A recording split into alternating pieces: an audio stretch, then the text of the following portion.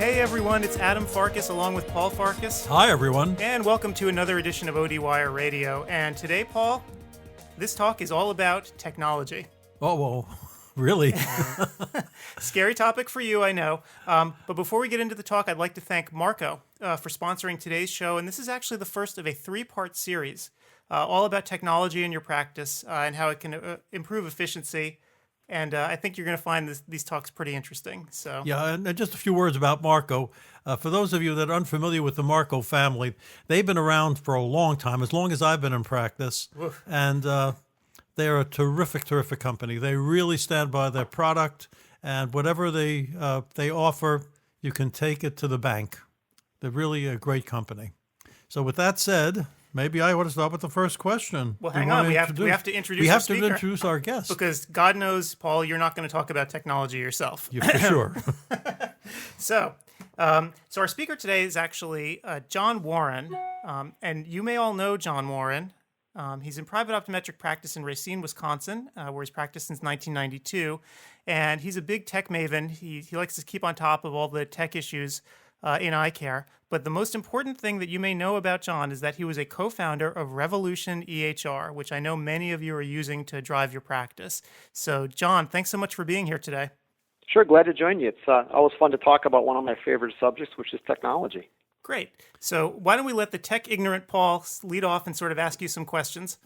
You know, we're going to be discussing a little bit during this time about efficiency in practice, and sometimes it's good to start from ground zero. Could you describe your practice, where it's located, and your staffing? Sure. I'm currently a single doctor optometric practice. I've gone from one optometrist to two optometrists, and then to adding an ophthalmologist, to then got out of primary care and I purchased his practice. So my patient base is extremely varied, but I'm a one-doctor practice. I have three full-time staff members that work with me. One who basically runs the optical, one who is my hands in the exam room, the technician and technical support, and then a third who really runs the front desk and manages inbound, outbound phone calls and checks patients in, processes them at the end of encounters and things that way. So we run a pretty lean and mean ship. I see patients about 4 days a week, spread on some kind of different hours to work with my lifestyle.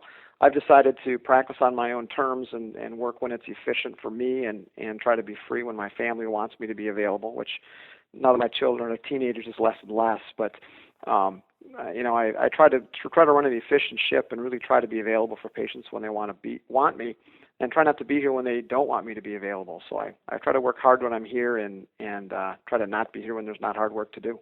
Right. And why don't we start talking from the beginning, when you started your practice way back when? I imagine your workflow back then was a little bit different from what it is right now. Can you describe what you walked into back in the 90s? Yeah, I actually joined an ophthalmology practice, and it was kind of nice because I got to pretty much see and do everything, and got exposed to some technology that I'd only really seen in optometry school. And really started working with topography kind of right away and got my feet wet technology-wise. But 3.5 years later, I left an open practice here in Racine, Wisconsin. I went about 2 miles away from where I'd been, and it was a friendly separation, so it wasn't a, you son of a gun, don't you ever come back here again thing. Actually, the ophthalmologist that was in my practice was my boss when I first came out of school. And when I opened up, I had, a chair stand, slit lamp, 4-opter, keratometer, your traditional, had been the same way for 45 years type of lane. And almost immediately added topography and sold my keratometer. And at that time, I made a commitment in my practice to utilize technology for my patient's benefit and for my benefit also. And so when new technology has come out over the last 20 years, I haven't been the first guy to buy it necessarily, but I certainly take a look at everything that comes out and see if it's a fit for my practice. So I've gone from that traditional, ultramatic 4-opter slit lamp and keratometer lane to, really having pretty much all of the electronic, I don't really like to call them bells and whistles, but the electronic tools at my disposal to improve the patient experience and streamline the process. Right. And in terms of those tools, how much of your time is actually spent using them versus farming it out to assistants? I haven't actually done a time study, but I would say my technician spends about, of the time of patients in the office working with someone related to exam exam activities. This technician does about 60% of that. I do about 40%. That'll obviously vary based on the patient type, the type of encounter, and the patient that presents himself. But my technician gathers a really large amount of data from the patients during the check-in, or I don't really like to call it pre-testing, but the check-in and initial examination phase of the encounter. How open-minded are the technicians when you add a little bit of new technology? Do they just fold their arms and say, no, this will never work for me? And how do you encourage them to embrace it rather than fight it? Well, when they fight it, I ask them whose name's on the door, and they very quickly decide to follow my lead. However, actually, one of the things I do whenever I add technology is I try to take it from the employee's point of view as I'm getting them, warmed up and ready for the technology. I'll try to always let them know when I make the decision to add something, really what it is and how it's going to impact their day, whether it's going to create more work for them or less work. And actually, most of the things I bring in don't necessarily create more work. It a lot of times retasks them from doing, 2 things on separate machines to doing 3 things on one machine, or things like that. So my staff kind of doesn't enjoy the technology side of things, but I always try to explain to the staff, here's what I'm bringing in, and here's why, and here's how it's going to impact you, so that it's not that the box shows up on the pallets in the front lobby and they go, what in the world did he bring in? I don't ask them for permission to bring it in, but I usually get them involved pretty early to let them know what we're going to be adding, so they have an idea what they're getting into. Right. And when you get a new piece of equipment, do you sort of actively think about how it's going to be worked into the workflow of your office? I know a lot of folks buy a piece of equipment and then they really don't know how to integrate it in with what they're doing. I tend to look at that the absolute opposite. I actually try to, before I decide I'm getting something, I want to mentally decide how I will use it, and try to project myself into the use pattern for the technology. When I brought in a new fundus camera that we do screening photos with, the Marco XFRACTION, which has been a great thing, and I'm going to talk about that as far as efficiencies go. I actually I wanted to work it into my workflow and also my clinical protocols before I even decided to get the camera. And, how is this going to impact my revenue stream? How's it going to impact my patient flow? How's it going to impact, everything that way? And then actually make the decision to purchase. There have been devices I really, really wanted to buy over the years, but didn't because I couldn't make it work in either the clinical flow or the business model of the practice. So I try to take a look at all of those things before I decide that I want to buy something or bring it in, because there are some things that you bring in and it creates all kinds of nightmares patient flow wise. I think I've deconstructed my patient encounter probably 5 times in the last 6 years and changed the order we do things. One of the things, as Paul mentioned about Marco, is the area manager that I have has been wonderful as far as helping me decide how should I use this technology. You can have the greatest workflow process, but until it's actually packaged up, and it's called, the one I'm using now is called extraction, actually really streamlines things and makes it much more quick, and has some benefits we'll talk about. But actually, Chris has been a really good resource for that because he's in hundreds of practices and sees how other people do things, and can make recommendations for things that he thinks may work or won't work in my practice. So between colleagues, myself, and then some of the tech support from industry, I try to do that ahead of time to not really say, great, I got this tool, how do I use it? Right. So that's actually an interesting point. A lot of us go to trade shows, we see shiny new equipment and we think I've got to have it, but we don't really actually know how it's going to work until it's too late. Yeah, exactly. And then you may decide, boy, I should have bought either the better one or the cheaper one or the different company's version of something because it would have fit in here better. Marco makes a wonderful device called the M3. It's an auto-refractor, auto-keratometer, and an NCT built into one. I'd love to have it, but then I'd have to replace something else in my exam flow. It would take the place of my aberrometer. And so it wouldn't make sense for me, even though I really wanted to purchase that because it doesn't play well with the other Marco equipment that I have. I mean, technology-wise it does, but workflow-wise it doesn't. So that's one of those things to just always keep in mind. So once you have all this data that your staff has gathered for you, how do you manage to put it into your procedure? So getting all this pre-testing stuff all put together. Let me walk you through it just a little bit as we go. A patient would go through the encounter. I think that'll help you understand when I get involved with the data. When a patient shows up for a typical comprehensive eye exam, the staff will check them in and review insurance information and that sort of thing. They'll do an interactive interview that gathers information about their expectations for their exam and the problems they're having. But then the technician staff picks up the patient and will bring them back to a room that is dedicated to patient check-in.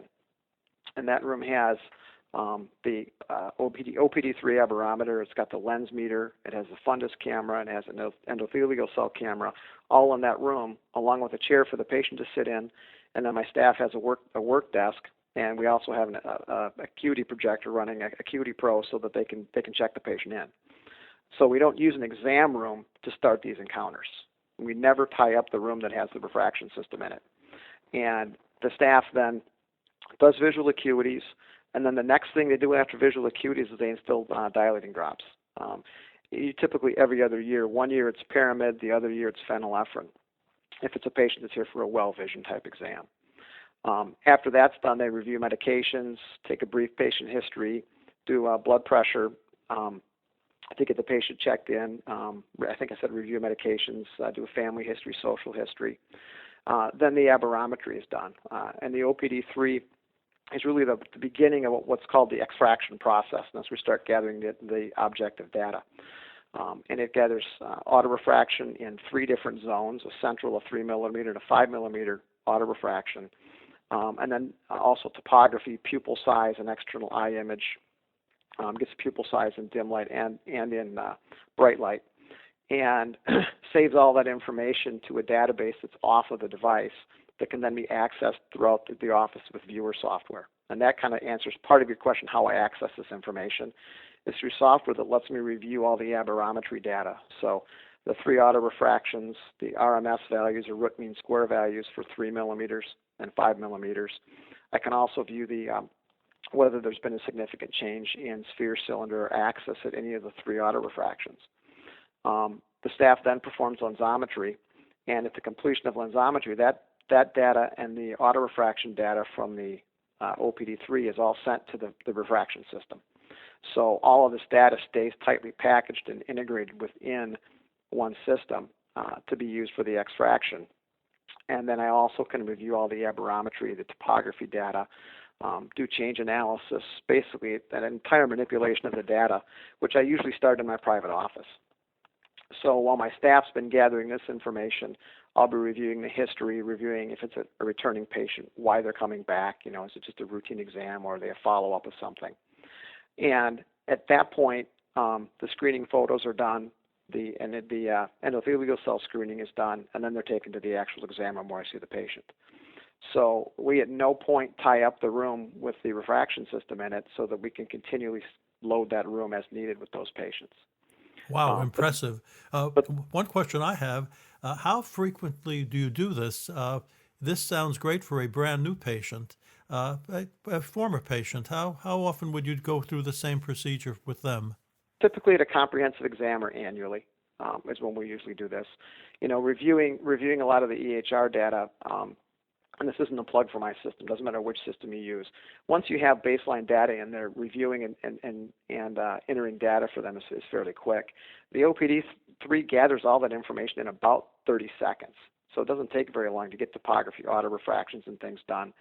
It's an automated lensometer, so that's another 30 seconds or so to gather that info.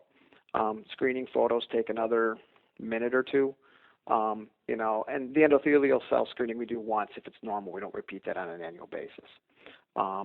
So we do most of this on every one of our patients that's here for a comprehensive exam. And I wanted to have all that information, but one of the things I wanted to be sure of was that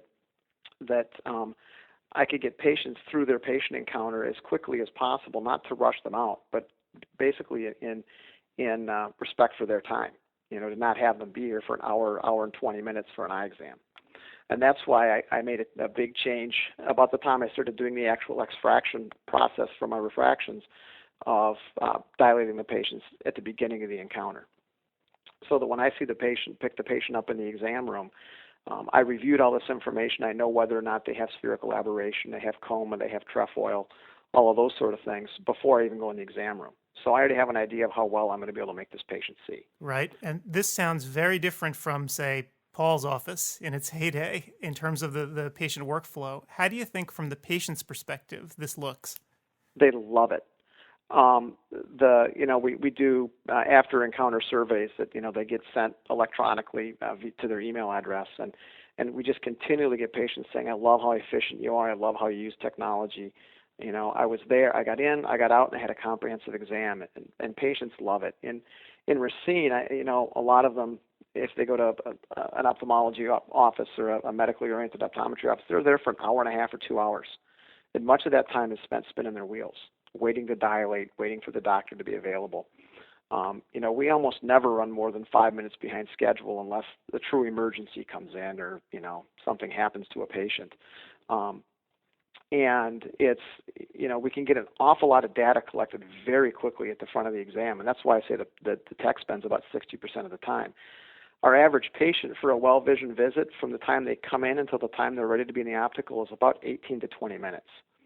And patients love that fact that they're here, for an hour or less. They like coming in for exams, or I should say they don't mind it, but they don't want to be here forever. Can I just ask, I'm sorry to interrupt, but I have to ask because I'm sure that everyone else is wondering too. How are you actually timing this? Because it sounds like you have this down to a science. If I wanted to do this in my own office, how can I actually measure all this stuff? There are ways to look in your EHR to see when things were done.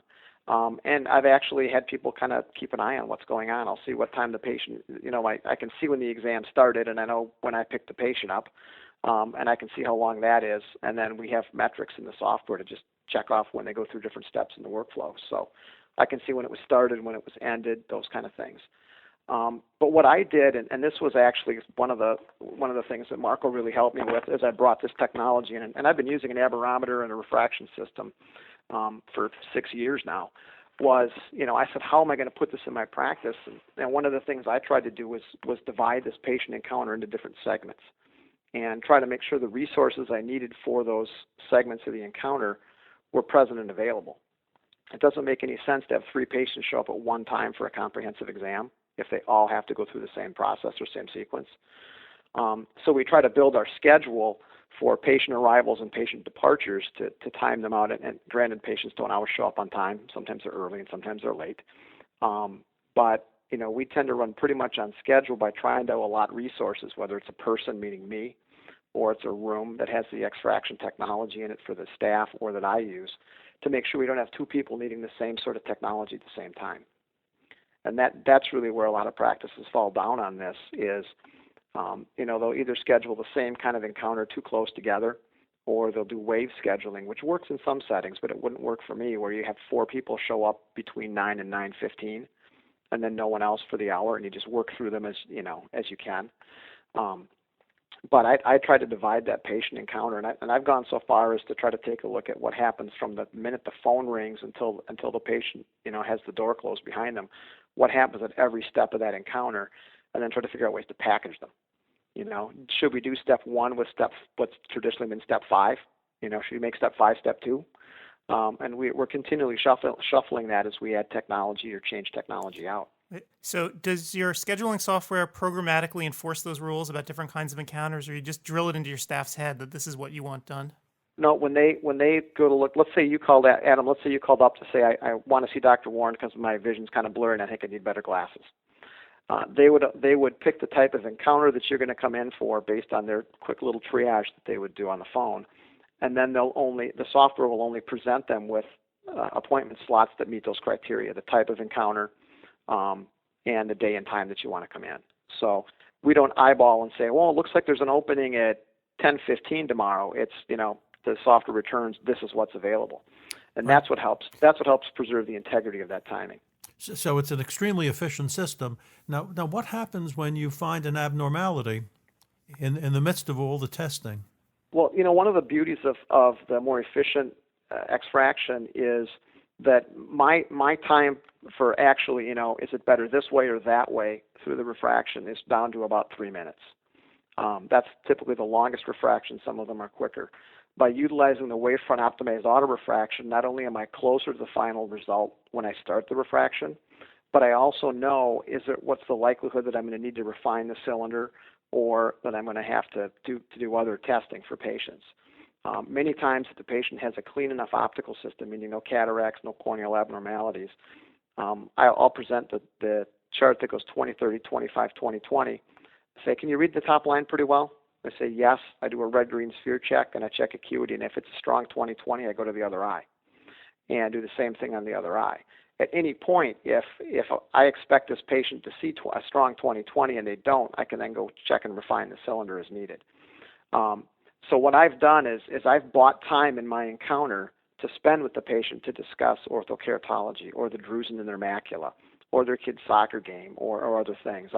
As I added technology and got more efficient, it wasn't so that I could necessarily see a lot more patients per day, per week, or per month, but it's that I have more time to spend with the patient and really discussed either things related to eye care or things totally not related to eye care, whatever that appointment drives. So the idea is to really free me up to spend more quality time with the patient, and by using the extraction process, which lets the quick refractions be real quick and the longer ones not be real long, it greatly speeds things up and frees up that time. So when all is said and done, we're now getting close to the end of the exam. How's your remake rate and your optical sales when you're using the system? I had two real concerns when I made some of the switches in my process. One was the early dilation of the patient. Was this going to impact the results that I get? And I have not seen any changes. I'm not over minusing or under minusing people any different than we might have had them before. But I am modifying prescriptions to some degree because of the extraction and the wavefront data that I have, by knowing that the patient's central autorefraction might be a -3, and at the 5 millimeter zone it's a -4, and that happens a lot. I mean, Paul, you remember the days of night blindness and learning about the World War II fighter pilots and all the other things we learned about with night blindness, and it was the fact that these guys were aspheric, and in bright light flying in a bright sunny day they're a -2, or actually back then probably Plano, but at night they were a -1/2 or -3/4, and their night vision went to pot. So knowing that information going into the refraction helps me speed it up, but it also helps me make recommendations. Someone who drives a truck for a UPS around here, it does a lot of either early morning or late evening driving in dusk and low light situations. I may actually recommend a slightly stronger nearsighted prescription if they're young, or I may recommend a second prescription for them to wear as it gets dark out because they become more nearsighted. So it's one of those things where having all the information lets me actually do things more quickly, and it lets me avoid those remakes, the over minuses, the under minuses. The other concern I had was really going to a quicker refraction, and I've been doing that even longer than the predilation or early dilation, and I really haven't seen any change in remake rates. From a marketing point of view, I was just thinking that if you have techies in your neighborhood, you should be able to corner the market with this particular procedure. They should be so excited to seeing what goes on in your office versus other practices. Do you find we all know the flip side of working with lots of engineers and refractions. But you're the younger generation. It's amazing, and by younger I really mean 50 and under. When things are done, they go, "Wow, that was easy," or "That was quick," or "That was," and they're not saying it like that's all you're going to do. They're like, "That's all we have to do. We're done. This is great. I can go back to work, or I can go do what I want to do." I'm actually looking at doing a marketing program in town, actually at the seniors, because the seniors don't like being here forever either. They might have a neighbor or a friend or a family member has to drive them to and from the appointment. So the quicker they can be back on the road, the better. And we're pretty proud of the fact you don't sit in the waiting room here and have to wait for things to happen. And I'm actually going to start marketing that aspect, the efficiencies to some of the seniors, because they're the ones sitting in a lot of the surgeons' offices for 2.5 hours just for a routine eye exam to be told their cataracts are fine. So it is really it's an internal and external marketable sort of thing.